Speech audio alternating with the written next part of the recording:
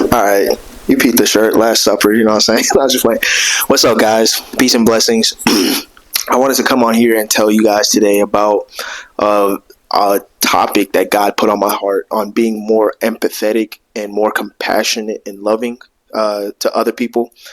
And it took a while for me to, I'm not going to lie, I still wrestle with this idea. I still struggle. But are you somebody that you just struggle as a Christian? You struggle to love somebody where they are, and you just kind of wonder, like, bro, what in your mind compels you to do the things, say the things, or move the way that you move? Like, there's sometimes as a Christian, it's hard for me to maneuver around with people who do these kind of things, and it makes me so mad. Like, I'm like, why don't you understand? Why don't you see the flaw in your thinking or the flaw in who you are? And God one day put on my heart that I am prideful. I'm very prideful, and that I think I'm better than a lot of people. And it's hitting me now, like, that it all stems from pride. When I start thinking, like, questioning people and how they are. And one thing that God also put on my heart too is that when you find yourself in those moments where, like, you just irritating, you just want to be like, if you don't get choked, you know what I mean? You want to snap. When you're in those episodes, one, I have to realize that Romans 3:23, I believe, that we've all fallen short of God's glory, and no one is perfect, and that it's one thing to hear it, it's another thing to understand that God views me the same way as this person who irritates me or makes me mad. And to understand it is like, the best way you can understand it is like when you have gone through your own foolishness or your own stupidity or sinned against God, and you realize, oh, I'm really not perfect. And it's like you come to that recollection that in God's eyes, I'm the same as this person, because like we all have fallen short of the glory of God. So where I'm getting at, right, is that in order to be more compassionate to other people who aren't believers or who are believers and they still do, very stupid things or annoying things, is that you have to realize that they may not have had all the best fixings or the best tools in their life to how to maneuver in this world. And I go by saying that because I grew up in a two-parent, which is it's very rare these days, in a two-parent household. And I have 4 older siblings. So I'm very self-aware of myself and my shortcomings and where I'm strong at and how to maneuver in certain areas and places. And I realize not everybody has that luxury, because that's kind of what it is these days. It's luxury. And a lot of people come from broken homes. So because they have broken homes or broken families or a broken heart, they maneuver a lot differently. They're expressing their pain in a way that, seems normal, or a way that they can feel loved, or, their coping mechanism. And it made me realize that when I look at a lot of people and they do questionable things, it makes me realize I need to be more grateful for what I have in my life.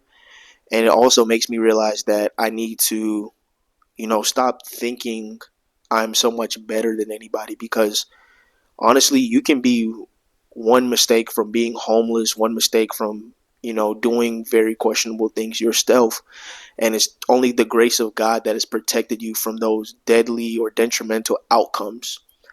And yeah, it's made me realize that when I see women, or like like a perfect example I can give you is that when I see men or women in high school or college throwing themselves at a whole bunch of people. Um, always opening up their legs, or just going to the next person like back to back. They got a roster basically.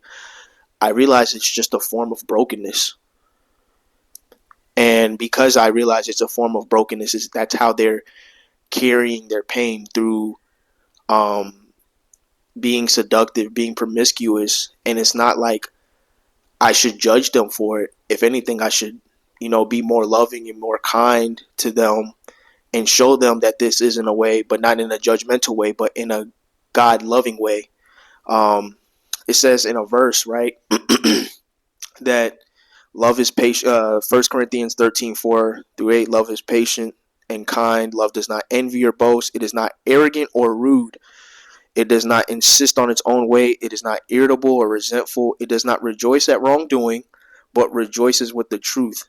Love bears all things, believes all things, hopes all things, endures all things. Love never ends. And John 15:12-13, my command is this: love each other as I have loved you. So when you see somebody is doing questionable behavior, really just put yourself in a open state of mind and realize they've probably been through something that I can't understand, or I haven't been through myself, and this is why they're moving the way that they are, or this is why they're doing things differently. And that has made me realize to be more compassionate, that not everybody has the same background as you, and not everybody had a sweet life like you did. So if anybody is struggling with that, humble yourself and understand that they probably went through something very painful, and they're not even aware of the effects that it's causing in their life and how they're trying to cover it and maneuver through it. And if you are somebody who's like, close to that person and they do very stupid things or questionable things, like, just come at them with love, come at them with kindness, with softness, and, don't pry, ask, but don't pry, and, just continuously pray for them. Prayer, the prayers of a righteous man availeth much. Continue to pray for them and know that at one point they will either confess to somebody that they trust, and it might be you, or they might confess to, they might confess to about something, and when they do, that can be your chance to insert Jesus as being the answer for their solution.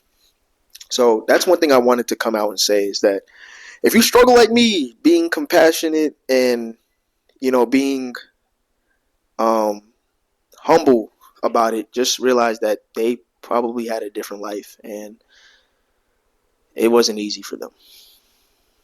And just put yourself in their shoes or their upbringing, or just try to imagine that they probably had something rough happen in their lives, and that's really what it is. But yeah,